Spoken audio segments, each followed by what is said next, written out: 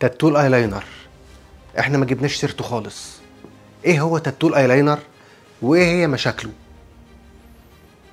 حابب اوضح لكم معلومات مهمه جدا.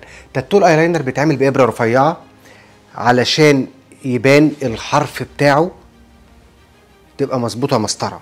تمام. بيتعمل بلون اسود. لازم يكون حد محترف اللي يعمله، مش اي حد، لانه مش بيتمسح لو اتعمل غلط، وما بيجيش عليه ليزر، ما بتشالش بالليزر. ايه تاني مشكلته؟ مشكلته لو اللون كوبي مش اوريجينال بيسرح تحت الجلد، ملوش حل، بيبوظ. فلازم علشان تعملي تاتو ايلاينر لازم اللون يكون اوريجينال. هتعرفي ازاي اذا كان اللون اوريجينال ولا كوبي؟